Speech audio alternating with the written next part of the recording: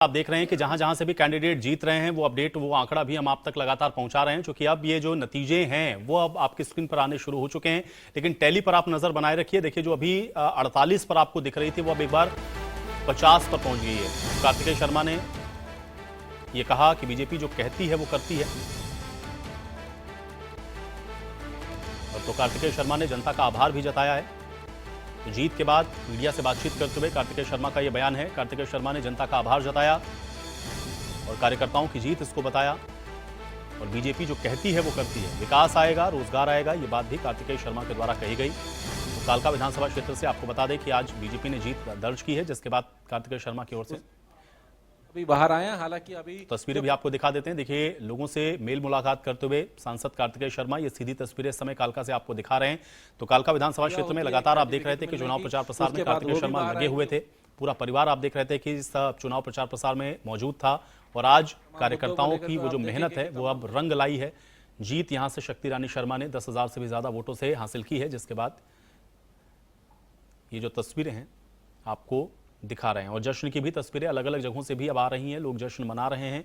Party में इस समय उत्साह का माहौल आपको साफ तौर पर देखने को मिल रहा है। टैली आप देखिए जो बदल रही है।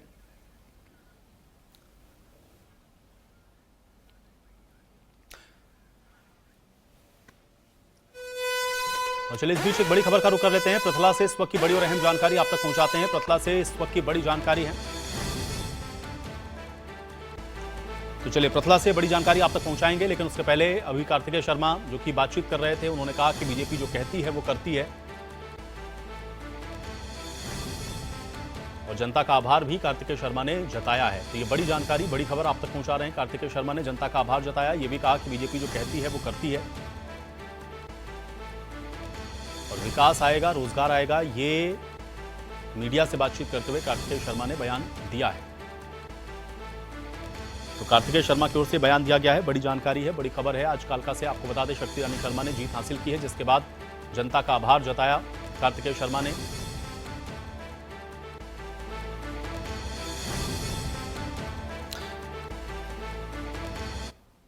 और चलिए अब सीधे रुक कर लेते हैं। बीजेपी प्रदेश अध्यक्ष मोहनलाल बड़ोली जी इस बीच हमारे साथ मौजूद हैं। मोहनलाल बड़ोली जी, सबसे पहले तो बहुत स्वागत और आपको बधाई, क्योंकि आप जो आंकड़ा है वो हम लोगों को 50 का दिख रहा है। कैसे देखते हैं और जीत का जो श्रेय है वो आप किसको देंगे? ये नेगेटिव है। चुनाव का रिजल्ट है और जो परिणाम आया है अब तक के जो निर्वाचन आयोग ने और आपसी भारतीय जनता पार्टी जीत चुकी है।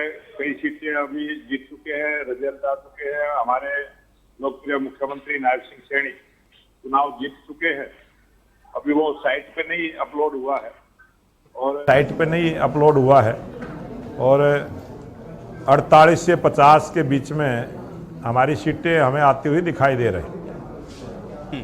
तो हरियाणा की जनता जनार्दन ने जो बड़ा आशीर्वाद भारतीय जनता पार्टी को तीसरी बार हरियाणा प्रदेश में जो सरकार बनाने का जो आशीर्वाद दिया है, और हरियाणा प्रदेश में एक नया इतिहास राजनीतिक रूप से रचा गया है।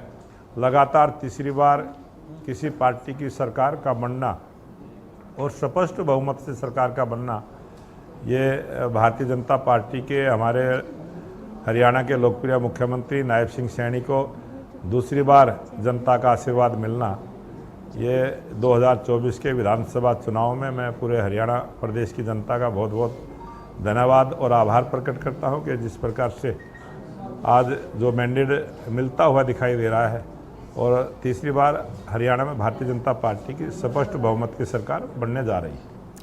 बिल्कुल मोहनलाल बड़ोली जी, मुझे अच्छी तरह से याद है, क्योंकि चुनावों के कैंपेन के दौरान भी आपके साथ मेरी बातचीत हुई है। जिस दिन वोटिंग हुई उसके बाद भी मेरी आपसे बातचीत हुई है और फिर एग्जिट पोल के बाद भी मैंने आपसे बातचीत की। आप एक बात को हमेशा बार बार कहते हुए नजर आए कि आप देखिएगा भारतीय जनता पार्टी हैट्रिक लगाएगी। इसका मजबूत आधार क्या आपको नजर आ रहा था और क्यों इतना आश्वस्त थे? क्योंकि आज तो वो परिणामों में भी तब्दील होता हुआ दिख रहा है।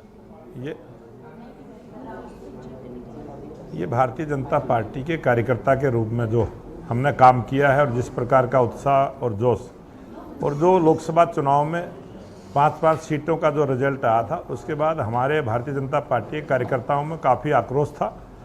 उस के बाद भारतीय जनता पार्टी के कार्यकर्ताओं ने कड़ी मेहनत की है। हमारे लोकप्रिय मुख्यमंत्री नायब सिंह सैनी ने जिस प्रकार से जनता के विश्वास को जीतने का काम किया, 126 बड़ी योजनाएं ज़मीनी स्तर पर उतारने का काम किया और जनता के 24 घंटे जनता के बीच में हाजिर रहे, उनकी दुख तकलीफ को सुनने का काम किया और उसी का परिणाम है मुख्यमंत्री जी का जो सम्मान हरियाणा की जनता ने किया है। और मुख्यमंत्री जी ने जिस प्रकार से हरियाणा की जनता की बातों को सुनते हुए जन कल्याण की योजनाएं गरीब के घर तक पहुंचाने का काम किया है, यह आज उसी का 10 वर्षों की जो सरकार की उपलब्धियां हैं उसी का परिणाम है। और देश के लोकप्रिय प्रधानमंत्री नरेंद्र मोदी जी जो 4 बड़ी जनसभाएं जो आशीर्वाद रैली करके गए और उसके बाद जो जनता ने आशीर्वाद दिया है, और यह हरियाणा लोकप्रिय प्रधानमंत्री नरेंद्र मोदी जी के दिल के करीब में बसता है। नरेंद्र मोदी जी के साथ जो हरियाणा की जनता का प्यार और प्रेम है वो हरियाणा की जनता ने दिखाया है। और तीसरी बात, हरियाणा में स्पष्ट बहुमत की सरकार बनने का काम हुआ है। बिल्कुल मोहनलाल बड़ोली जी, क्योंकि अब तो स्पष्ट बहुमत सीधे तौर पर रुझानों में भी दिख रहा है और अब ये जीत जो है वो सीटों में भी कन्वर्ट होती हुई भी नजर आ रही, क्योंकि ये जानकारी तो लगातार हम अपने दर्शकों को दे रहे हैं। लेकिन एक चीज मैं आपसे जानना चाह रहा हूं, क्योंकि अब स्पष्ट बहुमत या एक बड़ा जनादेश जब होता है किसी भी सरकार के पास या किसी भी पार्टी के पास, उतनी ही बड़ी जिम्मेदारी भी होती है। यहां से आगे भारतीय जनता पार्टी की प्राथमिकताएं क्या होंगी, इसको आप क्या बताएंगे? भारतीय जनता पार्टी की प्राथमिकताएं जो हमारे राष्ट्रीय अध्यक्ष जगत प्रकाश नड्डा जी ने जो रोहतक में आके संकल्प पत्र को प्रस्तुत किया था, उस संकल्प पत्र में कही गई हर बात का अक्षर से पालन करते हुए हम उसको लागू करने का काम करेंगे। और उसके अलावा भी बहुत सारे काम हमारी सरकार करेगी। और जिस प्रकार से सबका साथ, सबका विकास, सबका प्रयास और सबके विश्वास के साथ सरकार ने लगातार काम किया है, उसी गति को हम बनाए रखेंगे। और हरियाणा प्रदेश के 2 लाख युवाओं को सरकारी पक्की नौकरी पारदर्शिता के आधार पर, मेरिट के आधार पर, बगैर पर्ची खर्ची के देने का काम करेंगे। 5 लाख युवाओं को 10 औद्योगिक नगर बसाते हुए उसमें रोजगार देने का काम करेंगे। 36 बिरादरियों के सम्मान के लिए कल्याण बोर्ड बनाते हुए सभी को सम्मान देने का काम करेंगे। और जो 8 तारीख को आज रिजल्ट के तुरंत बाद जब सरकार बनेगी, पहले ही महीना हम हरियाणा की प्रत्येक महिला के खाते में 2100 रुपये सीधा देने का काम करेंगे। हमारी जितनी बेटियां कॉलेजों में पढ़ने जाती हैं सबको स्कूटर देने का काम करेंगे। और बहुत सारे ऐसे काम जो हमने अपने संकल्प पत्र में कहे हैं उन सबको हम पूरी तरह से लागू करेंगे। बिल्कुल मोहनलाल बड़ोली जी, ये तो आपकी चलिए आज की बात हुई, क्योंकि आज आप जीते हैं और इसलिए आप अपनी प्राथमिकताओं को भी बड़े स्पष्ट तरीके से बता रहे हैं। लेकिन अब आते हैं दूसरे विषय पर, चूंकि किसान, महिला, नौजवान, पहलवान, इन सारी बातों का बड़ा जिक्र हम लोगों ने देखा कि इस चुनावों में हुआ और लगातार विपक्ष और कांग्रेस पार्टी ये कहती रही कि आप उन सारी चीज़ों को कहीं ना कहीं इन वर्ग को डिलीवर नहीं कर पाए। क्या आज उनको भी जनता ने संदेश दिया है यहाँ से? ये आज जो सरकार का मैंडेट मिला है, ये किसानों का, पहलवानों का, जवानों का, ये सब उन्होंने मन के साथ भारतीय जनता पार्टी को जिताने का काम किया है। और जो कांग्रेस पार्टी ने बड़ी झूठ बोलने का काम किया, किसानों के नाम का सहारा लिया, पहलवानों के नाम का सहारा लिया, जवानों के नाम का सहारा लिया, जिस प्रकार से कांग्रेस पार्टी ने झूठा नैरेटिव सेट करने का काम किया था, उसका परिणाम है आज कांग्रेस की जो बुरी हालत हुई है, ये उसी का परिणाम है। अंतिम प्रश्न मेरा यही है मोहनलाल बड़ोली जी, यहाँ से आप आज हरियाणा की जनता को आप क्या कहना चाहेंगे? और दूसरा ये भी मैं थोड़ा जानना चाह रहा हूँ कि आपने प्राथमिकताएं तो अपनी बता दी हैं, लेकिन इसके अलावा भी जनता के लिए संदेश एक आपका क्या होगा, क्योंकि आज आप एक बहुत बड़ी जीत की ओर बढ़ रहे हैं।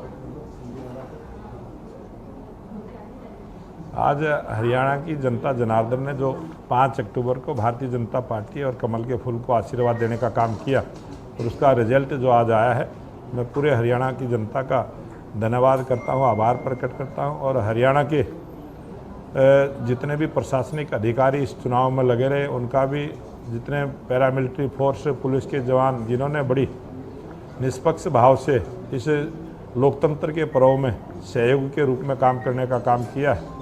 अनेक ऐसी सामाजिक संस्थाओं ने भी बहुत सारा काम लोकतंत्र के पर्व में मत डालने के लिए जो प्रेरणा देने का काम किया कि 100% मतदान हो, ऐसी अनेक संस्थाओं ने, सामाजिक संगठनों ने भी इस लोकतंत्र के पर्व में भागीदार बनने का काम किया है। और जिन हरियाणा प्रदेश के वोटरों ने भी इस लोकतंत्र के पर्व में भाग लिया है, उन सब का मैं धन्यवाद करता हूँ, आभार प्रकट करता हूँ। और उन सबको जिन्होंने भारतीय जनता पार्टी की सरकार बनाने में जो अपना विश्वास व्यक्त किया है, उन सबको भी मैं धन्यवाद करता हूँ। बहुत शुक्रिया मोहनलाल बड़ोली जी। मुझे पता है कि आज आपके बहुत व्यस्त कार्यक्रम होंगे, लेकिन फिर भी आपने इंडिया न्यूज़ हरियाणा के लिए समय निकाला, बहुत शुक्रिया। तो अभी आप बीजेपी के प्रदेश अध्यक्ष मोहनलाल बड़ोली को सुन रहे थे, क्योंकि अब जीत की ओर भारतीय जनता पार्टी के स्पष्ट बहुमत की ओर बढ़ती हुई दिख रही है। तो यहां से आगे अब उनकी प्राथमिकताएं क्या होंगी, इस जीत का वो श्रेय किसको देते हैं, हरियाणा की जनता के लिए उनका क्या संदेश है, बड़े स्पष्ट तौर पर उन्होंने अपनी इन बातों को रखा है। तो इंडिया न्यूज़ हरियाणा के साथ बातचीत में उन्होंने इन अहम बातों को कहा। मोहनलाल बड़ोली ने सबसे पहले जनता का आभार जताया, जिसमें उन्होंने कहा कि ये जीत हरियाणा की जनता की जीत है। जनादेश के लिए जनता का धन्यवाद उन्होंने किया। महत्वपूर्ण इसलिए है क्योंकि लगातार तीसरी बार होगा, और हरियाणा के इतिहास में अगर आप देखेंगे तो ये पहली बार होगा कि कोई पार्टी लगातार तीसरी बार सत्ता संभालने जा रही है।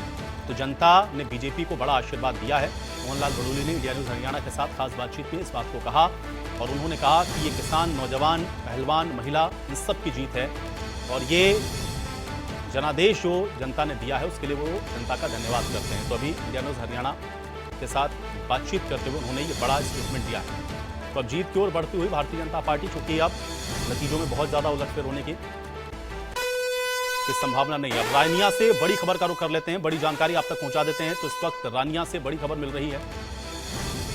तो रानिया से इनेलो प्रत्याशी की जीत हो गई है, ये समय की सबसे अहम जानकारी और बड़ी खबर आप तक पहुंचा रहे हैं। अर्जुन चौटाला 4228 वोटों से जीत गए हैं, इस वक्त की बड़ी खबर है। तो इंडियन नेशनल लोकदल ने इस सीट को जीत लिया है, रानिया सीट उन्होंने जीत ली है। अर्जुन चौटाला ये सीट जीते हैं, 4228 वोटों से उनकी यहां से जो जीत है वो हो चुकी है।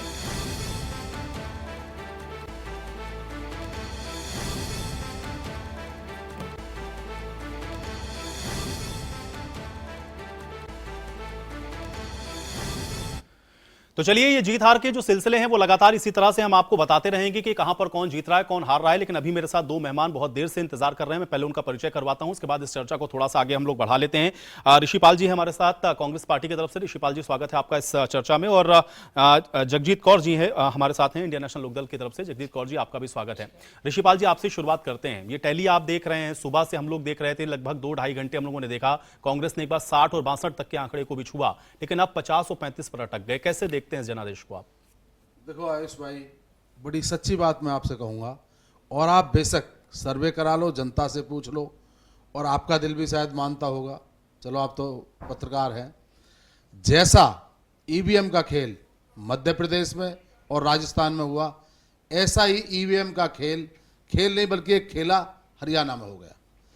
जनता से आपके सर्वे के द्वारा, जनता की भावनाओं के द्वारा, जनता ने रैलियों और रोषों के द्वारा ये दिखा दिया था स्पष्ट रूप से पूरे देश को और प्रदेश को कि इस बार हरियाणा में भाजपा की सरकार बदलने जा रही है। भाजपा को बुरी तरह से जनता सत्ता से बाहर करने के मूड में थी, लेकिन अचानक से रातों रात ऐसा क्या हो गया कि भाजपा फिर सत्ता में आ गई। ये बात मेरे नहीं, किसी के भी गले नहीं उतर रही, और बेशक आम आदमी के गले नहीं उतर रही। ये जो कुछ भी हुआ है, नहीं, लेकिन ऋषिपाल जी, ऋषिपाल जी, ऐसे थोड़ी ना होगा। अभी आप देखिए कि 2024 का लोकसभा का चुनाव बीते कितना समय हुआ। ईवीएम का खेला अगर करना हो किसी आदमी को, तो ऐसा थोड़ी ना है कि वो लोकसभा चुनावों में कहेगा चलिए 5 आपको देते हैं, उसके बाद फिर हम विधानसभा चुनाव में कर लेंगे। आज ही जम्मू कश्मीर के रिजल्ट आ रहे हैं, वहां पे आप गठबंधन के साथ हैं, आपकी स्पष्ट बहुमत की वहां पर सरकार बन रही है। कश्मीर में तो इनका कुछ है ही नहीं, जम्मू में इनकी सीट आ रही है बीजेपी की, और जहां तक बात है लोकसभा चुनाव की, तो लेकिन इसको कौन नहीं ऋषिपाल जी, देखिए ईवीएम पे ठीकरा फोड़ना मुझे लगता है कि अब आप लोग को नहीं करना चाहिए, क्योंकि आप 50-55 से 99 तक लोकसभा में पहुंचे। हरियाणा में 10 से आप 0 से आप 5 पर आ गए। उसके बाद भी आप देख रहे हैं बहुत सारे प्रदेशों के अंदर आपने अच्छा परफॉर्मेंस किया है। ईवीएम के ऊपर ठीकरा फोड़ना, मुझे नहीं लगता कि आपको इंट्रोस्पेक्शन कम से कम करना चाहिए। ये ईवीएम के ऊपर ठीकरा फोड़ देना, अभी आप जब सुबह जीत रहे थे तब तक तो ईवीएम आप कह रहे थे ठीक चल रही है। आयुष भाई, ऐसा है, मैं ईवीएम पे ठीकरा नहीं बोल रहा, बल्कि मैं बिल्कुल पूरे आत्मविश्वास से कह रहा हूं और पूरी गंभीरता से और जिम्मेदारी से कह रहा हूं कि इसमें ईवीएम का बड़ा खेला किया गया है। अन्यथा भाजपा को कभी भी इतनी बड़ी जीत नहीं मिल सकती थी। भाजपा की जो सर्वे के हिसाब से और जनता के हिसाब से जो सीटें आ रही थी, ऋषिपाल जी, ये तो जनादेश का सीधा सीधा अपमान हो गया। जनादेश की आवाज उठा रहा हूं। नहीं, जनादेश का ये तो अपमान हो गया। ये तो जनादेश, या तो आप विद एविडेंस इसको साबित करिए, आप इसको कोर्ट में चैलेंज करिए। आप ये बताइए कि इस चलो, तरीके से इन्होंने वो तो गड़बड़ किया। इस बारे- नहीं, लेकिन अगर आप इस तरीके से कहेंगे कि नहीं ईवीएम की वजह से ये जीत गए तो ये जनादेश का अपमान है, क्योंकि अगर ये परिणाम आपके पक्ष में होता तो ईवीएम पाक साफ, अगर ये परिणाम भारतीय जनता पार्टी के पक्ष में है तो ईवीएम दागदार। मुझे लगता है कि इस तरह के प्रश्न से आप लोगों को बचना चाहिए। बहरहाल मैं जगदीश जी का भी एक बार रुक कर लेता हूं। जगदीश जी, पिछली बार भी एक सीट थी अभय चौटाला की, इस बार भी एक ही सीट दिख रही है। क्या इंट्रोस्पेक्शन करना होगा इंडियन नेशनल लोकदल को कि आखिर ऐसी क्या वजह है, 2 दशक से ज्यादा हो रहा है और आप लोग सत्ता में वापसी कर ही नहीं पा रहे हैं। सत्ता में वापसी तो छोड़िए, दहाई का भी जो आंकड़ा है वहां तक आप लोग नहीं पहुंच रहे हैं। देखिए, मैं सबसे पहले तो ये कहना चाहूँगी कि ये आवाम का फैसला है। इंडियन नेशनल लोकदल के कार्यकर्ता ने एक ने मेहनत की, और जिस विधानसभा से मैं खुद चलकर आई हूँ, मैं ये कह सकती हूँ आपसे, कल रात तक हम लोगों का ये मानना था कि इनेलो का प्रत्याशी नगेंद्र भड़ाना जी जीत रहे हैं, पर ये हमारे लिए भी बहुत ही हैरान करने वाले हैं। मैं अब ईवीएम की बात नहीं करूँगी, पर जिस क्षेत्र से मैं आ रही हूँ वहाँ पे हमें क्लियर नज़र आ रहा था कि लोग बीजेपी के अगेंस्ट हैं इस बार, और इस बार आवाम जो है वो दूसरी पार्टियों का साथ देने वाली है। मैं अपनी विधानसभा की बात करूं, मुझे लग रहा था कल रात तक जो जीत रहे हैं, आज सुबह नजर आ रहा है वो तीसरे नंबर पे खड़े हैं। इट मीन्स कहीं ना कहीं तो घोल है, क्योंकि इस बार लोगों को आप जैसे मेरे साथी ही कम से 5 से 7 सीट पे हमें दिखा रहे थे, चाहे वो अभय सिंह चौटाला जी की थी, चाहे वो डबवाली से आदित्य चौटाला जी की थी, चाहे वो यमुनानगर से थी, चाहे वो फरीदाबाद की, नूह की बात करूं, हतीन की बात करूं, तो हम बहुत मजबूत स्थिति में खड़े थे और हमारा मानना था कि हम 101% जीत रहे हैं। अब ये क्या खेला हुआ है, या बीजेपी वाले जानते हैं या क्योंकि ये तो मुझे लगता है कि जनादेश को स्वीकार करना चाहिए ना। देखिए, मैं बार-बार ये कहता हूं तमाम राजनीतिक पार्टियों से कि अगर ईवीएम आपको लगता है कि इस तरह से टेम्पर हो रही है या इस तरह की कोई चीजें, आप चैलेंज करिए उन चीजों को जाकर के, लेकिन उसी ईवीएम से आप मुझे बताइए ना, एक सीट तो आपकी पार्टी जीती है ना, या 35 सीटें कांग्रेस पार्टी ने जीती है ना। मुझे एक बाबा बताइए, कांग्रेस पार्टी 35 सीटें कैसे जीत गई? मेरा एक सवाल ये भी है, मेरा जी मैं बताता हूँ। देखो, ऐसा है आयुष भाई, हम जनादेश के खिलाफ नहीं है, हम जनता से धोखे के खिलाफ है। ये जनता के साथ धोखा किया है ईवीएम के द्वारा। अच्छा, आप उस बात को समझने की कोशिश करो। मैं नहीं, जनता के साथ धोखा कैसे? मुझे एक बात बताइए ना, मुझे एक बात बताइए, इतने मतदाता प्रदेश के अंदर हैं, एक से जाके इंडिविजुअल तो आप नहीं बात कर सकते ना।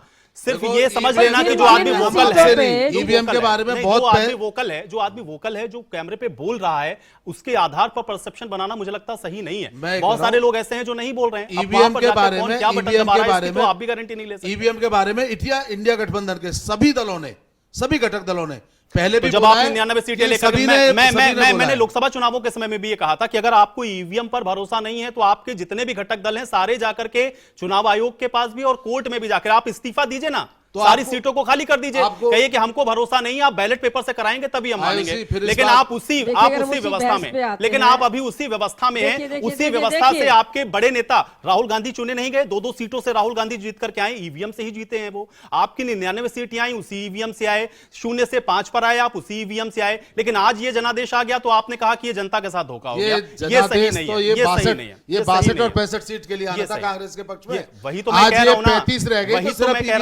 वही तो मैं कह रहा हूं कि जब सुबह 60-62 चल रहा था तब तक ईवीएम सही थी, ठीक था। ये ढकने छुपने वाली, उसके बाद ही चुनाव आयोग ने तुरंत ये ढकने छुपने वाली बात है। ये सच्चाई है। अगर हम प्रैक्टिकल को स्वीकार नहीं करना चाहेंगे तो मुझे लगता है कि फिर नहीं, मेरी बात पे आइए, मैं प्रैक्टिकल बात करती हूँ। मैं फरीदाबाद की बात करना चाहूंगी, ऋषि भाई मेरे से सहमत होंगे।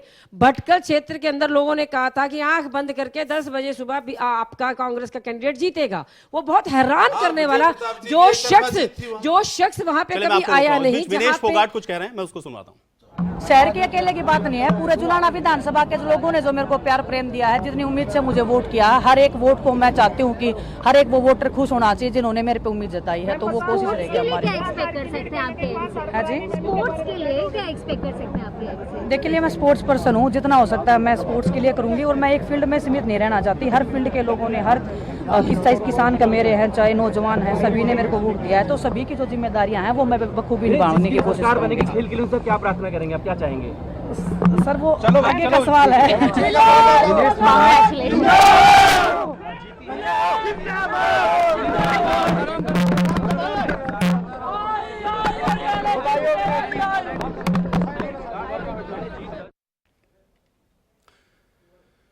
तो विनेश फोगाट को अभी आप सुन रहे थे जुलाना से, हालांकि उन्होंने जीत हासिल की है। जीत हासिल करने के बाद उनकी प्राथमिकताएं क्या हैं इसको वो बताती हुई नजर आ रही थी। मैम आपकी बात इनकम्प्लीट थी। मैं तो ये कह रहा हूं कि अगर आपको लग रहा है कि गलती है तो आप जाकर के उसको बिल्कुल चैलेंज कर दीजिए। मैं बिल्कुल आप इसको चैलेंज करिए कि ये गलत है, इस ईवीएम को चेक कराइए, ये गलत है। जनता ने जो निर्णय दिया मैं उसको बिल्कुल कहूंगी शर्म आते हैं, पर मैं फिर भी आपसे कहूंगी कि जिन चीजों पे, जिन सीटों पे आप खुद लगातार दिन रात चल रहे हैं, उन सीटों का रिजल्ट जब अलग आता है तो बहुत आसान है, उसको चैलेंज करिए, उसको कोर्ट ले जाइए, चैलेंज कर दीजिए। करना चाहिए, क्योंकि और मैं तो ये कह रहा हूं कि अगर ईवीएम पर भरोसा नहीं और आप ये कह रहे हैं कि जनादेश का अपमान है, तो ये जो 35 आपके जीत रहे हैं, आप उनको कहिए कि वो सारे के सारे जितने विधायक हैं, नहीं, ये जितने विधायक 35 जीते हैं सबको इस्तीफा दिलाइए और कहिए कि जब तक आप बैलेट पेपर से चुनाव नहीं करवाएंगे तब तक नहीं जाएंगे। ये कांग्रेस का काम है, वो 35 पे अगर दिलाए तो वो अपने आप दिलाए। पर मैं एक बात कहना चाहूंगी, जिन सीटों पे मैं खुद लगातार दिन रात चली, मैं एक बात मानती हूँ, उन सीटों पे बिल्कुल बीजेपी का जनाधार नहीं था। उनका जीत कराना एक सरप्राइज है हमारे लिए भी और वहां की जनता के लिए भी होता है ना। यही तो इंट्रोस्पेक्शन आपको करने की जरूरत है। जब आप खुद सड़कों पे चल रहे हैं, अगर आप जीत जाएं, मुझे एक बात बताइए, अभी अर्जुन चौटाला जीत गए,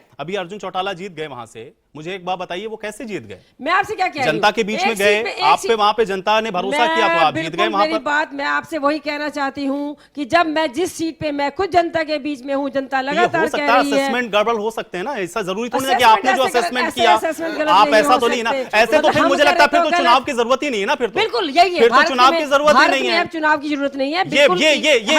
ये बड़ी बात आप कह रहे हैं, सच्चाई। अगर आप हार जाए तो चुनाव की जरूरत नहीं, जीत जाए तो देश में चुनाव, ऐसा नहीं होता। आप लोग नैब सैनी जी का वो वाला भी तो आप दिखाएंगे कल वाला स्टेटमेंट जिसमें वो कह रहे थे कि सरकार भी हमारी, और नहीं बिल्कुल तंत्र मंत्र देखिए अब आप ये तो आप प्रदेश की जनता आपको सुन ही रही है, बिल्कुल सुन रही है, यही सच्चाई है। ये भी आप कह रहे हैं कि आप जनादेश का सम्मान भी करती हैं और दूसरी तरफ आप ये भी कह रहे हैं कि भाई ये जनादेश। पर आप मुझे ये बताइए ना, जहां पे आप खुद जनता के बीच में, या तो मैं ये बोलूं मैं यहाँ खड़ी हूँ, पर जब मैं जनता के बीच में, जनता वहां पे उसका विरोध करती है, आपको छुपाने वाली जनता उसका विरोध करती है। आप 20 साल से, आप मुझे एक बात बताइए, 20 साल से आप सत्ता में वापसी नहीं कर पा रहे हैं, आप 20 साल से सत्ता में वापसी नहीं कर पा रहे हैं, सब केवल इसीलिए हो रहा है क्योंकि ईवीएम को टेम्पर कर दिया गया। ये कहना चाहिए आज हम जहाँ पे थे, मैं आपसे 20 साल से क्यों नहीं आ पा रहे? 2019 में बिल्कुल ब्रेकअप ने हमें यहाँ पे लाके खड़ा किया। अब आप ब्रेकअप पर आ गए, बिल्कुल अब आप ब्रेकअप पर आ गए, अब आप कह रहे हैं कि ये जनता का मैंडेट नहीं है, ये ईवीएम का मैंडेट है।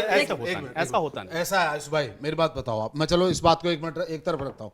हरियाणा में ना तो बीजेपी से किसान खुश था, ना नौजवान खुश था, ना महिलाएं खुश थी, ना बुजुर्ग खुश थे। आपको तो कभी भी नहीं लगेगा, खुश नहीं थे। कांग्रेस पार्टी मैं कह रहा हूं एक तरफा बीजेपी ने, आप मुझे बताइए, आप मुझे बताइए, आप कभी ये कहेंगे कि फला वर्ग भारतीय जनता पार्टी से संतुष्ट था? मैं नहीं कह रहा, आप लोग कह रहे थे। मैं यही तो आपके पत्रकार कह रहे थे, आपके सर्वे कह रहे थे, ऐसा नहीं, बीजेपी से बिल्कुल नाखुश थे लोग। ऐसा नहीं, फिर अचानक सीटें कहां से आ गई? ऐसा किसी ने भी नहीं बोला, ये सच्ची बात है। हाँ ये जरूर है कि देखिए इस तरीके से तो अगर आप कहेंगे तो हम लोग तो ये भी कह रहे थे कि भाई इस बार लोकसभा के चुनावों में तो 400 पार हो जाएगा।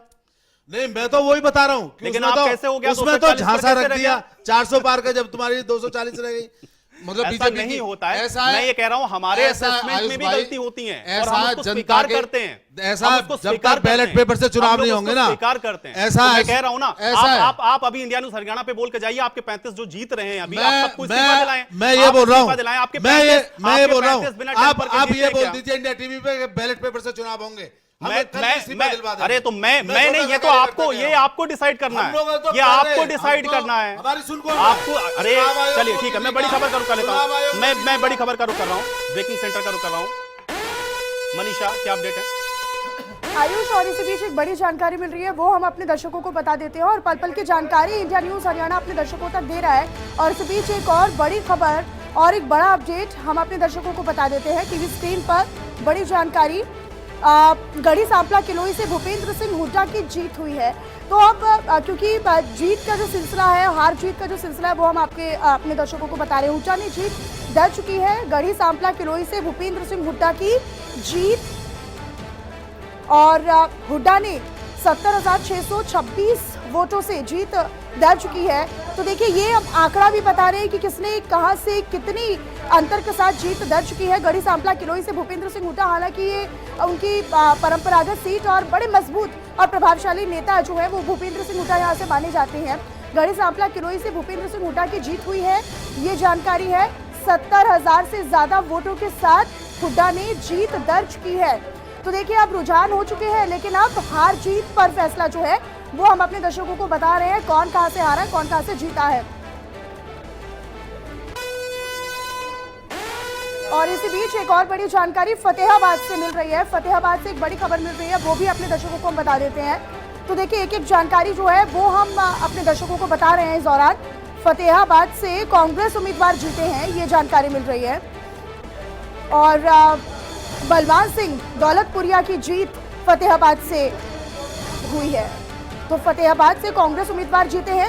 इससे पहले हमने आपको बताया भूपेंद्र सिंह हुड्डा 70,000 से ज्यादा वोटों के साथ जो थे उन्होंने जीत दर्ज की थी। अब यहाँ पर जो उम्मीदवार हैं वो जीते हैं, फतेहाबाद से कांग्रेस उम्मीदवार जीते हैं। और क्या आंकड़ा रहा वो भी हम आपको बता रहे हैं। बलवान सिंह दौलतपुरिया की जीत जो है वो फतेहाबाद से हुई है। तो देखिए एक एक कर उन उम्मीदवारों के नाम जिन्होंने जीत दर्ज की है वो आपकी टीवी स्क्रीन पर हम दिखा रहे हैं। बलवान सिंह दौलतपुरिया फतेहाबाद से जीते हैं, जबकि गढ़ी सांपला किलोई से कांग्रेस उम्मीदवार भूपेंद्र सिंह हुड्डा की जीत हुई है। 70,000 से ज्यादा वोटों के साथ उन्होंने जीत दर्ज की। तो फतेहाबाद से बलवान सिंह दौलतपुरिया की जीत हुई है। तो एक एक कर उन नामों को हम बता रहे हैं जो उम्मीदवार जीत दर्ज करवा पाए हैं। और बड़ा ही दिलचस्प और बड़ा ही रोचक ये चुनाव रहा। अब नतीजों की बारी है, तो नतीजे किसके पक्ष में जा रहे हैं, कौन जीत रहा है, कौन हार रहा है, ये आपको बता रहे हैं। और इस बीच ज्ञानचंद गुप्ता क्या कुछ कह रहे हैं, एक बार वो भी सुनवा देते हैं।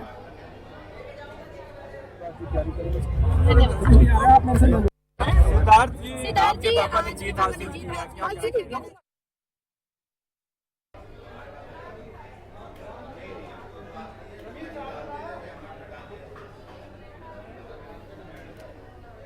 तो देखिए कौन कहां से जीत रहा है वो हम अपने दर्शकों को लगातार बता रहे हैं और आगे भी हम लगातार अपडेट जो है वो करते रहेंगे। स्टूडियो का रुख कर लेते हुए मेरे सहयोगी आयुष वहां से लगातार मेरे साथ बने हुए हैं। Ayush, over to you. बिल्कुल मनीषा, तो ये अपडेट लगातार आपके जरिए हम अपने दर्शकों तक पहुंचाते रहेंगे और चर्चा लगातार हम लोग कर रहे हैं। कोशिश ये कर रहे हैं कि भारतीय जनता पार्टी के भी प्रवक्ता हमारे साथ जल्दी से लाइन अप हो तो आखिर उनकी बातों को भी थोड़ा सुना जाए कि कारण आखिर इसके पीछे के क्या रहे हैं।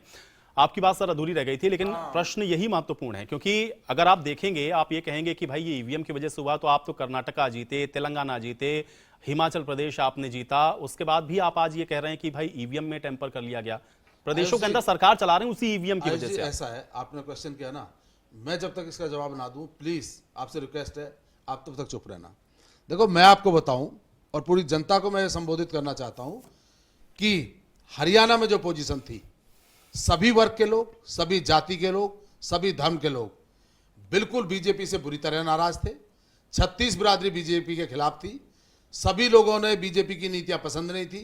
हरियाणा पिछले 10 साल में बहुत ज्यादा विनाश की तरफ चला गया था। आज भी आप हरियाणा की सड़कों की हालत देखोगे, रोजगार की, अस्पतालों की, स्कूलों की, हर जगह आपको बर्बादी मिलेगी। और जनता हर हालत में कांग्रेस की सरकार बनाना चाहती थी, बीजेपी की सरकार बदलना चाहती थी। तो ऐसा रातों रात क्या हो गया कि इतनी सारी वोटें बीजेपी को किसने डाल दी? कैसा ध्रुवीकरण हो गया? ये आपका असेसमेंट अब मैं वही बता रहा हूं कि ये सिर्फ और सिर्फ ये आपका असेसमेंट हो सकता है, लेकिन आप इसको इस तरीके से नहीं कह सकते। ईवीएम में खेला हुआ है। आप ईवीएम के पीछे छिप रहे हैं, आप अपनी हार को स्वीकार नहीं कर रहे हैं, आप ईवीएम के पीछे छिप रहे हैं। ऐसा अगर आप हार को स्वीकार नहीं कर रहे हैं, हमें हार देती, आप हार को स्वीकार नहीं कर रहे हैं। अगर जनता हमें हार देती तो सिर माथे स्वीकार करते। हम बीजेपी ने स्वीकार नहीं किया। बीजेपी ने क्या स्वीकार नहीं किया? आप कर्नाटक में जीते, बीजेपी ने स्वीकार नहीं किया। आप तेलंगाना में जीते, क्या बीजेपी ने स्वीकार नहीं किया? ईवीएम को लेकर के कोई प्रश्न नहीं। हिमाचल में आप जीते, बीजेपी ने उस हार को स्वीकार किया, लेकिन आप अपनी हार को स्वीकार नहीं कर रहे हैं। आप ईवीएम के पीछे छिप जाते हैं जाकर के। मेरी बात सुनो, आप ईवीएम के पीछे क्यों छिप रहे हैं? चलो अभी मैं आपको और बताता हूं खुल के। जब मैं बता रहा हूं आपको कि भाई जब आदमी कोई गलत काम करता है, कोई भी है, मैं हूं, आप है या कोई संगठन है, तो वो उस काम को अच्छी तरह से भी और अच्छी तरह करता है। वो उसमें ये चाहता है कि कोई कमी ना छूटे, कानून उसको चैलेंज ना कर सके। जबकि हमारे चैलेंज कर दीजिए ना, अगर आपके पास एविडेंस है तो मैं तो बार बार कह रहा हूं ये 35 जो आपके जीत रहे हैं, मैं तो आपसे अभी भी कह रहा हूं ना, आप इनको ले जाइए और आप जाइए कोर्ट, कहिए हम जा रहे हैं, इस्तीफा दे रहे हैं। और हम एक भी अपना विधायक नहीं चाहते जब तक बैलेट से आप चुनाव नहीं करवाएंगे। आप जाइए। हमारे पिछले दिनों इंडिया गठबंधन के सभी नेताओं ने एक सुर में आवाज उठाई, एक सुर में चुनाव इस्तीफा दीजिए, सरकारों को अपनी हटा दीजिए। आप जो सरकारें उनको भी डिसमिस कर दीजिए, कहती नहीं ये बैलेट पेपर से आप कराइए चुनाव, हम जीतेंगे। आप तो वो बात कह रहे जो मेरे हाथ में नहीं है। ना चुनाव आयोग मेरे हाथ में। अरे तो चुनाव आयोग के पास तो आप जाएंगे ना भाई, आप कोर्ट में चैलेंज करिए ना। आप इस तरीके से छिपेंगे तो काम नहीं चलेगा ना। ये कह रहा हूं कि आप एक तरफ ये भी कहेंगे कि ये सब गड़बड़ है। आपको ये कोर्ट का मैटर नहीं है, चुनाव आयोग का मैटर। मैं वही तो कह रहा हूं, चुनाव आयोग मैं कह रहा हूं कि अगर आप ये कह रहे हैं कि आप ये कह रहे हैं कि चुनाव आयोग की आपकी सुनवाई नहीं हो रही है, तो मैं कह रहा हूं कोर्ट जाइए। मैं कह रहा हूं कि अगर आप चुनाव आयोग से संतुष्ट नहीं तो आप कोर्ट जाइए। मैं ये कह रहा हूं आपसे। भाई अब क्या बात कर रहे हैं, चुनाव आयोग। चलिए ठीक है। मनीषा का रुख कर लेते हैं। मनीषा, क्या अपडेट है? और इसी बीच एक बड़ी जानकारी रतिया से मिल रही है, एक बड़ा अपडेट रतिया से अपने दर्शकों को हम बता देते हैं। तो रतिया से एक बड़ी जानकारी मिल रही है, वो अपने दर्शकों को हम बता दें। तो देखिए एक एक कर जो जानकारी है वो अपने दर्शकों को बता दें। रतिया से कांग्रेस के उम्मीदवार जरनैल सिंह की दरअसल जीत हुई है। तो रतिया से कांग्रेस उम्मीदवार जरनैल सिंह जीते हैं, ये जानकारी है। और आपको बताएं कि देखिए रुझान अलग लेकिन उनसे उलट नतीजे हैं, और लेकिन नतीजे उनसे ज़्यादा दिलचस्प हो जाते हैं। कई सारे फैक्टर्स रहे, कई सारे ऐसे दाव रहे, लेकिन कांग्रेस के उम्मीदवार जरनैल सिंह यहाँ से जीते हैं, ये जानकारी है। रतिया से कांग्रेस के उम्मीदवार, कांग्रेस के टिकट पर प्रत्याशी ने चुनाव लड़ा जरनैल सिंह, और यहाँ से वो जीते हैं। जीत दर्ज उन्होंने की है। तो ये जानकारी हम आप तक साझा कर रहे हैं। कांग्रेस के उम्मीदवार लगातार कहां से जीत रहे हैं वो हम आपको साझा कर रहे हैं, आपको बता रहे हैं। तो देखिए ये बड़ा रोचक हो जाता है कि अब चूंकि रुझान पूरे हो चुके हैं, अब बारी है कि कौन कहां से जीता है, कौन कहां से हारा है, ये जान लेना। और इंडिया न्यूज़ हरियाणा पल पल की जानकारी और ताज़ा अपडेट्स के साथ अपने दर्शकों के बीच में रहता है, और ऐसे में एक एक जानकारी जो है वो हम अपने व्यूअर्स तक, अपने दर्शकों तक पहुंचा रहे हैं। रतिया से कांग्रेस के उम्मीदवार की जीत हुई है, जरनैल सिंह यहाँ से जीते हैं, ये जानकारी प्राप्त हो रही है। तो जरनैल सिंह कांग्रेस के उम्मीदवार यहाँ से जीते हैं, ये जानकारी मिल रही है। बड़ी खबर रतिया से आपको बता रहे हैं। तो कांग्रेस के उम्मीदवार रतिया से जीते हैं, ये जानकारी है। कौन कहां से जीता है वो लगातार ताज़ा अपडेट्स हम आप तक साझा कर रहे हैं। और क्योंकि देखिए इंडिया न्यूज़ हरियाणा पर आप देखेंगे कि जो इलेक्शन से जुड़ी हुई जो जानकारियां हैं, जो पल पल के अपडेट है, वो आप तक साझा कर रहे हैं।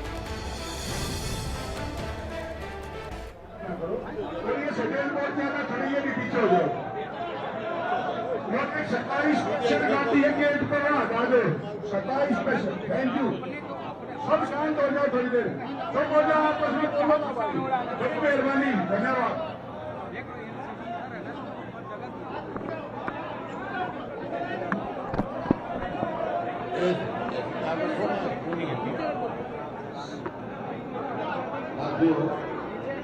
एक तो आपसे निवेदन है कि डेटा अपडेट नहीं हो रहा है। जो मेरे पास खबर है, we are touching the majority, Congress is getting majority, Congress को मेजोरिटी मिल रही है। डेटा अपडेट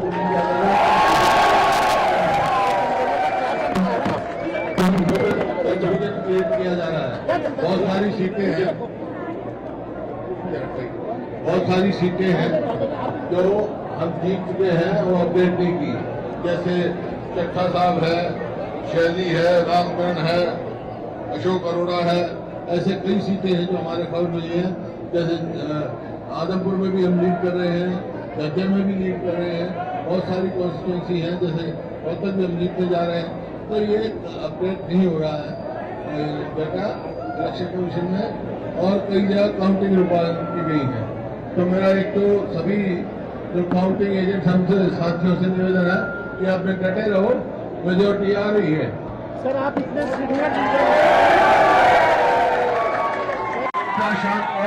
शांत रहो। सर आप इतने सीनियर लीडर हैं, मुख्यमंत्री रह चुके हैं 10 साल तक। आज 2:30 बजे जब काउंटिंग हो रही है, क्या आप पूरी जिम्मेवारी से ये बात अपने जो कार्यकर्ता हैं उसको बता रहे हैं? हाँ, मेरे पास खबर है, कई जगह काउंटिंग रुकी हुई है, जैसे रोहतक शहर की रुकी हुई है, और कई जगह है जो कंफ्यूजन के लिए डाटा अपडेट नहीं किया। मान लो जहाँ कहीं 10 राउंड की हुई है, 11 राउंड तक, 12 राउंड तक हुई है, 7 राउंड तक का डाटा किया है। कई जगह जो जैसे थानेसर है, वहाँ हमारा कैंडिडेट जीत भी गया है, सर्टिफिकेट भी ले आया, वो भी अभी उसमें नहीं डाल रहे हैं। इस प्रकार से कंफ्यूजन है, कन्फ्यूजन क्रिएट हो रहा है। डाटा अपडेट कराने में इलेक्शन कमीशन हुआ तो डाटा अपडेट करें। और जैसे मैंने कहा, ये खेल है, बॉल कभी इधर कभी उधर, लेकिन गोल हम मारेंगे। सर इलेक्शन कमीशन भी कह रहे हैं कि बीजेपी के इलेक्शन कमीशन से मेरी रिक्वेस्ट है कि ये अपना निगरानी रखें और कोई ऐसी बात ना होने दें। तो अभी भी आप होपफुल है सर, सरकार आ रही है आपको? आपने मैंने क्या सुना आपने? सुना नहीं है आपको मैंने क्या कहा है? कह चुका ना मैं। Thank you. Sir election commission ने घोषणा कर रहे हैं आरोपों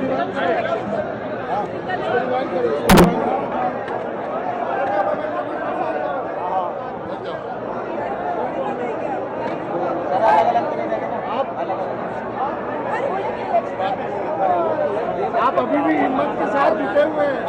We are getting number. We will touch 45. Voting percentage भी सेम है अभी तक और आपका वोटिंग परसेंटेज सेम है 39%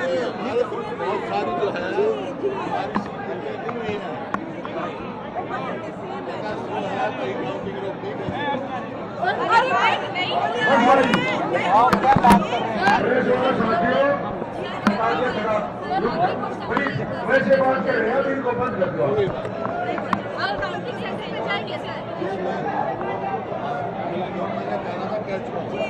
सर आप जाएंगे सभी काउंटिंग सेंटर पे ताकि कोई गड़बड़ी ना हो। मेहरबानी मीडिया वाले सारे पीछे खाना खाना आज साइड आगे भाई।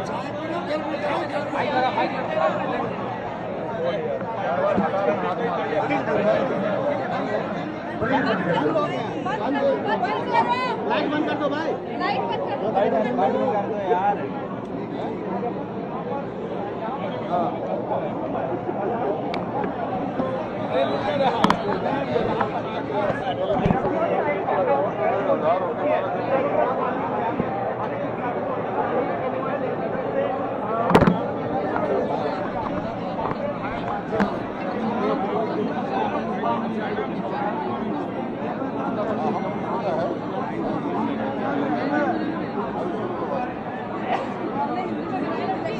इलेक्शन कमीशन को इस तरीके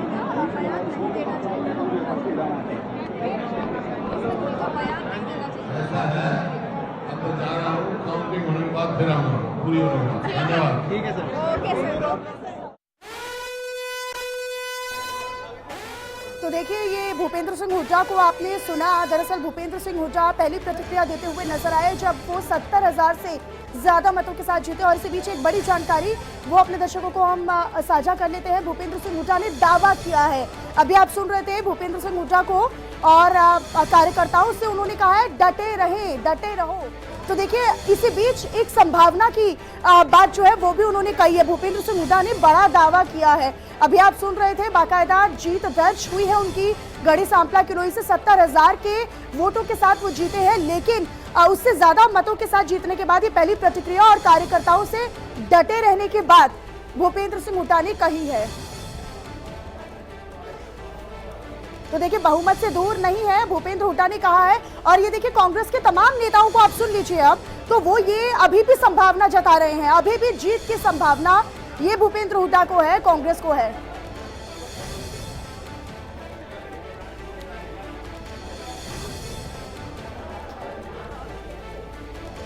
तो भूपेंद्र हुड्डा अभी भी अपने कार्यकर्ताओं से ये कह रहे हैं कि डटे रहे और दूरी जो है वो काफी कम है।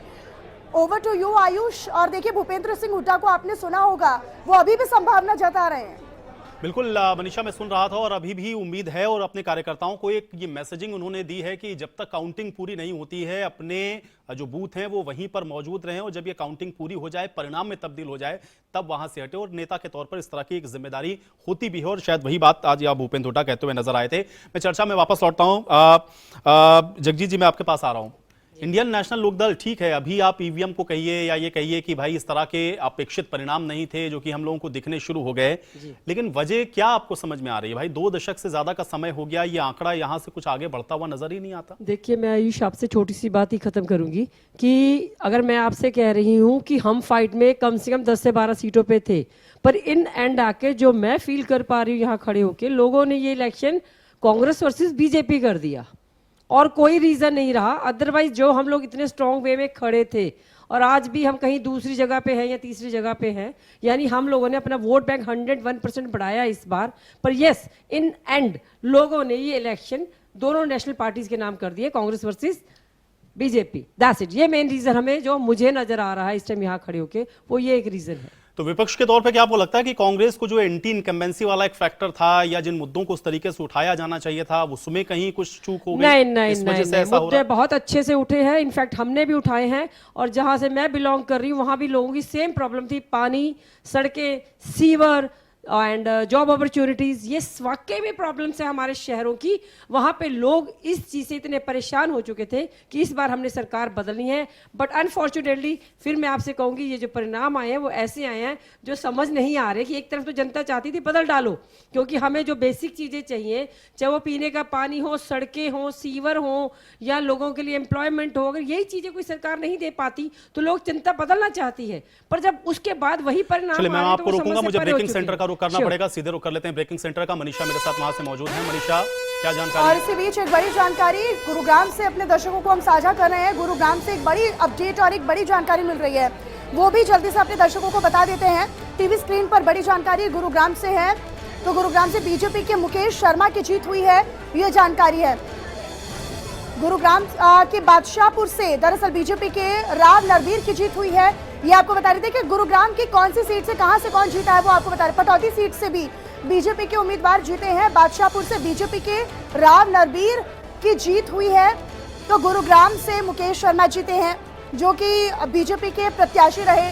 और एक एक कर हम जो तमाम जीते हुए प्रत्याशी हैं उनके नाम जो है वो अपने दर्शकों को बता रहे हैं। बादशाहपुर से भी बीजेपी की जीत हुई है। पटौदी सीट से भी बीजेपी की बिमला चौधरी जीती हैं, ये जानकारी है। तो गुरुग्राम से बीजेपी के प्रत्याशियों की जीत हुई है, ये आपको बता रहे हैं। कौन कौन यहाँ पर प्रत्याशी रहा और कौन कौन जीता, ये बता रहे हैं। गुरुग्राम से बीजेपी के मुकेश शर्मा की जीत हुई है। इसके अलावा बादशाहपुर से भी बीजेपी के प्रत्याशी और उम्मीदवार राव नरवीर, जिन्होंने चुनाव लड़ा, उनकी जीत हुई है। पटौदी सीट से बीजेपी के बिमला चौधरी की जीत हुई है। तो देखिए, गुरुग्राम में भी हमने देखा कि खूब जोर आजमाइश हमने देखी।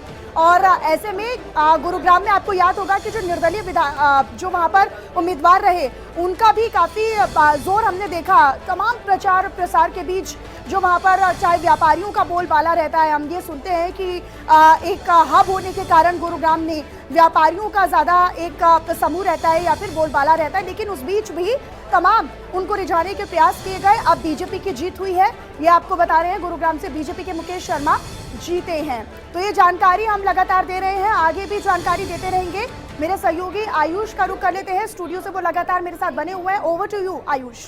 बिल्कुल मनीषा, तो ये अपडेट आपके जरिए हम लगातार अपने दर्शकों तक पहुंचाते रहेंगे और अब इस तरह से जो जीत हार है सीटों में कन्वर्ट होती हुई वो भी आपको दिखेगी। लेकिन मैं चर्चा में वापस लौटता हूं। ऋषिपाल जी हैं मेरे साथ। ऋषिपाल जी, अभी तो भूपेंद्र हुड्डा को हम लोग सुन रहे थे, वो अभी भी कह रहे हैं कि हम जीत सकते हैं और हम जीतेंगे। हमारे पास जो अपडेट आ रहा है उसमें कार्यकर्ताओं को भी वो संदेश दे रहे थे और आप ईवीएम पर सवाल उठा रहे हैं। भूपेंद्र हुड्डा उसी ईवीएम पे भरोसा कर रहे हैं। आयुष जी, मैं वही बात आपको समझाना चाहता हूं कि भूपेंद्र हुड्डा जी आज की तारीख में हरियाणा में सबसे अनुभवी नेता है, सबसे लोकप्रिय नेता है। जनता उन्हें मुख्यमंत्री के रूप में देख रही थी। उन्हें इसीलिए विश्वास है क्योंकि वो जनता का मन भी पढ़ते हैं, जनता की बात भी सुनते हैं, जनता की आवाज़ जानते भी हैं, पहचानते भी हैं। उनको भी अब जब सारी बात पता पड़ेगी, मैं आपसे फिर एक बार कहूँगा कि ये वाक्य में जनता की बहुत बड़ी हार हुई है, ईवीएम और बीजेपी की बहुत बड़ी जीत हुई है। जनता के साथ बहुत बड़ा धोखा हुआ है। और जो आप कह रहे थे ना, आपको मैं बता दूं, राहुल गांधी जी क्या, सारे इंडिया गठबंधन के नेता क्या, सभी मिले चुनाव आयोग से, उन्होंने सिरे से नकार दिया बैलेट पेपर के चुनाव को। आप जिम्मेदारी ले लो और कोई जिम्मेदारी ले लो और बाकी चैनल सारे मिलकर ले लो। मुझे पता है, मैं बहुत छोटा सा कार्यकर्ता हूं कांग्रेस ये पार्टी तो का, राजनीतिक पार्टियों की जिम्मेदारी, आपको चुनाव लड़ना है भाई, हमें चुनाव थोड़ी ना लड़ना है। चुनाव आपको लड़ना है, आपको उस व्यवस्था पे भरोसा नहीं है। आप आवाज तो उठाओ, आप जाइए आगे भाई, आवाज उठा के आप तो चैनल पर बोल रहे हैं, आप तो चैनल पर बोल रहे हैं और इससे ज्यादा क्या पक्ष आपको चाहिए? आप चैनल पर बोल रहे हैं, आप ये कह रहे हैं कि आपको ईवीएम पर भरोसा नहीं है। उसके लिए आपका शुक्रिया, मैं ये कह उसके लिए रहा हूं आपका कि शुक्रिया। मैं वो बात बना, अगर आपके विधायक जो जीत, मैं वही बता रहा हूं कि चुनाव आयोग हमारी बात सुनने को तैयार नहीं है। आप सबको इस्तीफा दिलाइए और ये कहिए हम तब तक चुनावों में नहीं जाएंगे, ऐसे नहीं होता। देने से हल तो नहीं निकल रहा। निकलेगा, बिल्कुल निकलेगा, क्यों नहीं निकलेगा, क्यों नहीं निकलेगा? मैं ये कह रहा हूं कि आपको भरोसा नहीं है, भरोसा नहीं है तो बाइकॉट करिए ना भाई ऐसी व्यवस्था का। अच्छा ये बताइए, कर्नाटक में सरकार क्यों चला रहे हैं? कर्नाटक में क्यों चला रहे हैं? ऐसा मैं बताऊं, ये बीच बीच आप में जीत कर आए एक ना। आध बार बीच बीच में ये दूसरी पार्टियों को थोड़ा सांस देते हैं, उसके बाद फिर झटका लगाते हैं। अल्टीमेटली इनका काम अरे ये है आप कि मुझे जब बताइए, इनका मौका मिलता लोकसभा है, लोकसभा तो EVM चुनावों गड़बड़ी में करते थे। उत्तर प्रदेश के अंदर समाजवादी पार्टी सबसे बड़ी पार्टी बन गई उसी ईवीएम से। आप मुझे हाँ, तो बताइए, ये हर जगह छेड़छाड़ नहीं कर सकते। इससे बड़ा कोई आदमी रिस्क हर लेगा जगह क्या? हर जगह छेड़छाड़ नहीं कर सकते। ऐसे नहीं जब होता, इनको ये मौका selective- मिलता है तो यहीं पर छेड़छाड़ तो आप करते हैं। सिलेक्टिव हो जाते हैं ना। मैं ये अब कह रहा हूं, या इनको- तो मुझे एक बात बताइए ना, आप एक पक्ष पर रहिए ना। अगर आपको लगता है ईवीएम सही नहीं है तो फिर ईवीएम से आने वाला कोई नतीजा आपको नहीं सही मानना चाहिए। ये मत कहिए कि कुछ सही है कुछ गलत है, जो आपके फेवर में है वो सही है, जो अगेंस्ट है वो गलत है, ऐसा मत कहिए। मैं केवल इतना कह रहा हूं, ऐसा नहीं, लेकिन ईवीएम में चलिए मैं आपको स्पीच रोक रहा हूं, मैं आपको रोक रहा हूं।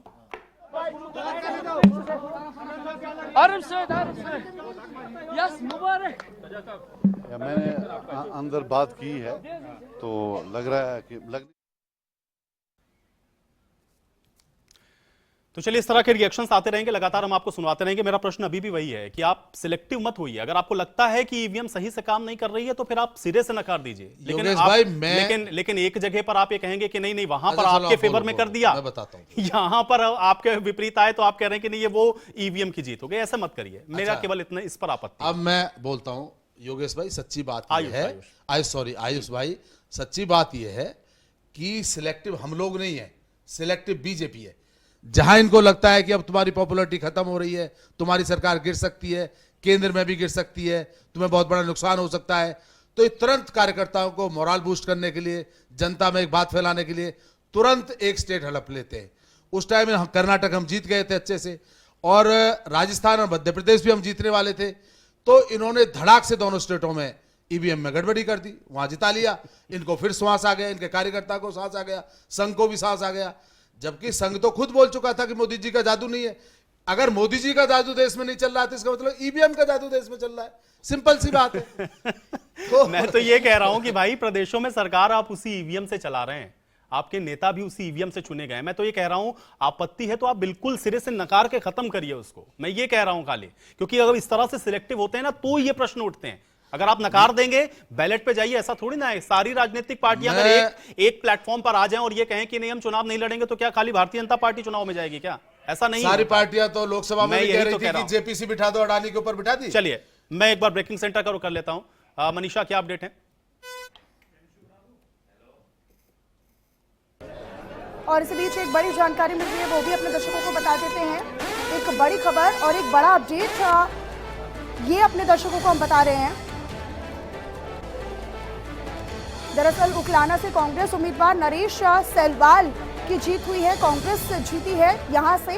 उकलाना से कांग्रेस उम्मीदवार नरेश सेलवाल की जीत हुई है, ये जानकारी मिल रही है। उकलाना से कांग्रेस प्रत्याशी, कांग्रेस उम्मीदवार जीते हैं, जीत दर्ज की है, ये जानकारी मिल रही है। तो देखिए काफी रोचक ये जो जीत हार का खेल है वो हो जाता है, और कौन कहां से जीत रहा है वो अपने दर्शकों को हम लगातार बता रहे हैं। इंडिया न्यूज़ हरियाणा पर लगातार आप ताज़ा अपडेट्स और ताज़ा जो आंकड़े हैं, जो नाम है, कौन कहां से जीत रहा है, कौन कहां से हार रहा है, ये हम अपने दर्शकों को बता रहे हैं। और इसीलिए जब चुनाव की बात होती है तो बात इंडिया न्यूज़ हरियाणा की भी होती है।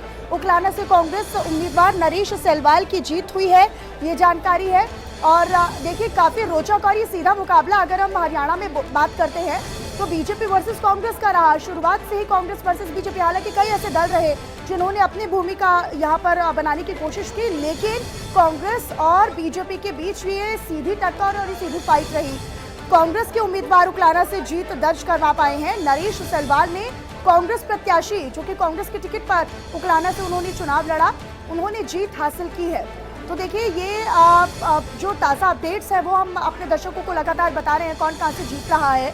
कांग्रेस की कहीं से जीत हो रही है तो कहीं से बीजेपी की जीत हो रही है, लेकिन कांग्रेस उम्मीदवार उकलाना से जीते हैं, ये जानकारी फिलहाल मिल रही है। देखिए 90 सीटों पर कौन कहां से आगे है वो लगातार हम अपने दर्शकों को बता रहे हैं। रुझान पूरे हो चुके हैं, अब बारी नतीजों की है। नतीजों में कौन आगे, कौन पीछे और कौन जीत रहा है, कौन हार रहा है, वो अपने दर्शकों को हम लगातार बता रहे हैं। 90 सीटें हैं, 90 सीटों पर चुनाव हुए, लेकिन 90 की 90 सीटों पर बड़ा ही रोचक और दिलचस्प इस बार हमने चुनाव देखा। कई सारे मुद्दे रहे जो बीजेपी के द्वारा उठाए गए, कई सारे ऐसे मुद्दे रहे, कई ऐसे दाव रहे जो कांग्रेस ने भी जीते हैं। तो उकलाना से कांग्रेस उम्मीदवार की जीत हुई है। ये लगातार जानकारी हम अपने दर्शकों को बता रहे हैं, आगे भी पल पल की जानकारी दर्शकों तक पहुंचाते रहेंगे। स्टूडियो का रुख कर लेते हैं। आयुष मेरे सहयोगी लगातार वहां पर बने हुए हैं। Ayush, over to you. तो बिल्कुल ये जीत हार हम लगातार अपडेट करते रहेंगे अपने दर्शकों तक। आप देखिए एक बड़ी जानकारी, तो शक्ति रानी शर्मा को सर्टिफिकेट मिल गया है जीत का। ये बड़ी और अहम जानकारी आप तक पहुंचा रहे हैं। तो कालका से उन्होंने जीत हासिल की है और अब उनको जीत का सर्टिफिकेट भी दे दिया गया है। तो आप देखिए जीत हार के बाद जो कैंडिडेट्स हैं उनको जीत का जो सर्टिफिकेट है वो भी दिया जा रहा है। शक्ति रानी शर्मा, उनकी जीत का जो सर्टिफिकेट है वो दिया गया है। कालका विधानसभा क्षेत्र से शक्ति रानी शर्मा चुनावी मैदान में थी और अब उन्होंने वहां से जो जीत है वो 10,000 से भी अधिक वोटों से हासिल की, जिसके बाद अब उनको ये जीत का जो सर्टिफिकेट है वो भी दिया गया है। तो ये बड़ी जानकारी है, अपडेट आप तक पहुंचा रहे हैं। बड़ी खबर, शक्ति रानी शर्मा को सर्टिफिकेट मिला है। इस वक्त की ये बड़ी और अहम खबर, शक्ति रानी शर्मा को जीत का सर्टिफिकेट मिला है। कालका विधानसभा क्षेत्र से उन्होंने जीत हासिल की है। 10,000 से भी ज्यादा वोटों से वो जीती हैं यहाँ से। तो जीत के बाद शक्ति रानी शर्मा को यह सर्टिफिकेट मिला है। तो जीत हार लगातार अब जो सीट हैं उस पर तब्दील होती हुई आंकड़े लगातार आपकी स्क्रीन पर चल रहे हैं। टैली आप देखिए 50-35 लगातार कांस्टेंट उसी पर आप कह सकते हैं कि स्टक है। 5 अदर्स के पास हैं। और ये देखिए तस्वीरें आपको दिखाते हैं। शक्ति रानी शर्मा को जीत के बाद जो सर्टिफिकेट मिला उसकी तस्वीरें आप देख सकते हैं। साथ में सांसद कार्तिकेय शर्मा भी मौजूद हैं और इसके अलावा पूर्व केंद्रीय मंत्री पंडित विनोद शर्मा को भी आप देख सकते हैं। तो ये जीत के सर्टिफिकेट के साथ ये तस्वीरें हैं। कार्यकर्ताओं को जीत की जो बधाई है वो भी दी गई और चूंकि सभी ने जो मिलकर मेहनत की है वो अब जीत में तब्दील हुई है। और ये सर्टिफिकेट के साथ तस्वीरें आप देख सकते हैं। कालका से बीजेपी की उम्मीदवार शक्ति रानी शर्मा, जिन्होंने जीत हासिल की है 10,000 से ज्यादा वोटों से, वो यहाँ से ये चुनाव जीती हैं और उसके बाद अब उनको जीत का जो सर्टिफिकेट है वो भी मिल गया है। तो ये बड़ी अपडेट है, तस्वीरों के साथ लगातार आपको दिखा रहे हैं। कालका से बीजेपी प्रत्याशी शक्ति रानी शर्मा जीत का सर्टिफिकेट लेने के बाद ये तस्वीरें, साथ में सांसद कार्तिकेय शर्मा को आप देख सकते हैं, पूर्व केंद्रीय मंत्री पंडित विनोद शर्मा भी साथ में। और ये जीत के सर्टिफिकेट के बाद ये जो खुशी साफ तौर पर आप देख सकते हैं कि जो जीत है उसकी नजर आ रही है। और कार्यकर्ताओं को भी जो जीत का श्रेय है वो यहाँ पर कार्तिकेय शर्मा के द्वारा भी दिया गया, शक्ति रानी शर्मा के द्वारा भी। और चूंकि पूरा परिवार आप देख रहे थे कि इस पूरे चुनाव प्रचार प्रसार में लगा हुआ था, जनता के बीच में जाना, जनता के मुद्दों को समझना, जनता के मुद्दों को समझकर उनको ये बताना कि इन मुद्दों का समाधान किस तरह से और कैसे किया जाएगा।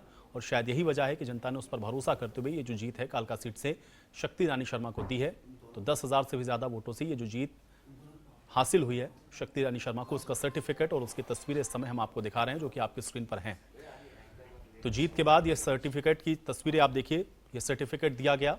हालांकि जो भी प्रत्याशी जीतते हैं उनको ये जीत का जो सर्टिफिकेट है वो मिलता है। और अब कालका से चूंकि ये जो जीत है वो शक्ति रानी शर्मा को मिली है। कई जो उनका सपना है वो पूरा साकार हुआ है। लोगों का प्यार काफी मिला, देखा हमने कि जिस तरीके से आप जब प्रचार के दौरान गई तो काफी प्यार लोगों का मिला। प्राथमिकताएं क्या रहेंगी? बहुत प्यार मिला, बहुत आशीर्वाद मिला है और मैं ना करके वापस करूंगी। हमसे बातचीत करने के लिए तो शक्ति रानी शर्मा जीत हासिल करने के बाद जश्न जो है पूरा परिवार मना रहा है। तस्वीरें आप देख सकते हैं कि किस तरीके से अभी जीत का सर्टिफिकेट जो है वो दे दिया गया है और पूरा परिवार जो है वो जश्न जो है वो बना रहा है। तस्वीरें आप देख सकते हैं से जो शक्ति रानी शर्मा हैं उन्होंने जीत हासिल कर दिया है और कांग्रेस के जो उम्मीदवार थे प्रदीप चौधरी, उनको करारी हार का सामना जो है वो कहीं ना कहीं करना पड़ा है। और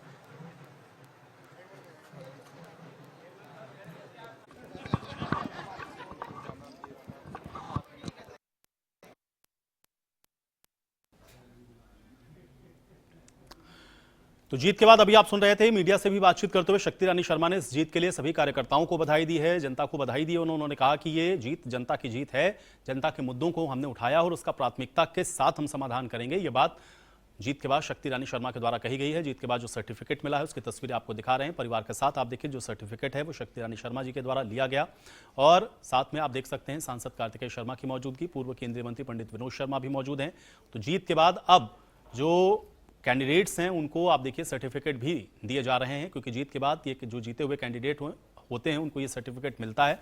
और कालका से ये जीत 10,000 से भी ज्यादा वोटों से शक्ति रानी शर्मा ने हासिल की है, जिसके बाद उनको ये सर्टिफिकेट दिया गया है। तो ये कालका से तस्वीरें हम आपको इस समय दिखा रहे हैं। और उसके अलावा भी आपने देखा कि बातचीत करते हुए उन्होंने जो तमाम अहम बातें हैं वो रखी हैं और प्राथमिकताएं उन्होंने एक बार फिर से अपनी दोहराई हैं कि जो वादे उन्होंने किए हैं जनता से उसको वो पूरा करने का काम करेंगे।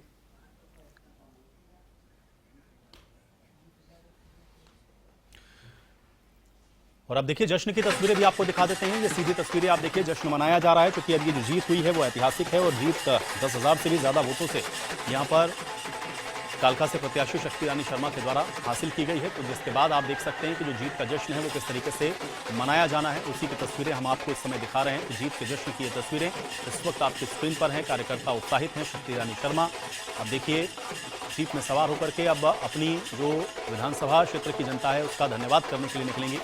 एक रोड शो आपने देखा था जनता से वोट की अपील करने के दौरान। जब अंतिम दिन था प्रचार का, उस दिन भी शक्ति रानी शर्मा ने वोट की अपील के लिए लगातार आपने देखा कि उन्होंने चुनाव प्रचार प्रसार किया। और उसके बाद अब ये जीत के बाद जनता का धन्यवाद करने के लिए रोड शो के जरिए अब यहाँ पर आपको शक्ति रानी शर्मा नजर आएंगी। ये तस्वीरें आपको इस समय कालका से दिखा रहे हैं। साथ में पूर्व केंद्रीय मंत्री पंडित विनोद शर्मा भी आप देख सकते हैं कि मौजूद हैं। तो मेरे साथ दो मेहमान जुड़े हुए थे, मैं उन दोनों का बहुत शुक्रिया अदा करना चाहूंगा कि आप लोगों ने समय निकाला, आज की इस चर्चा का हिस्सा बने। और इंडिया न्यूज़ हरियाणा लगातार आपको एक एक अपडेट लगातार पहुंचाता रहेगा और ये तस्वीरें हम आपको लगातार दिखाते रहेंगे। और ये तस्वीरें अभी आप देख भी रहे हैं, जो कि सीधी तस्वीरें इस समय कालका से आपकी स्क्रीन पर चल रही हैं। सांसद कार्तिकेय शर्मा आप देख सकते हैं, पूर्व केंद्रीय मंत्री पंडित विनोद शर्मा को आप देख सकते हैं।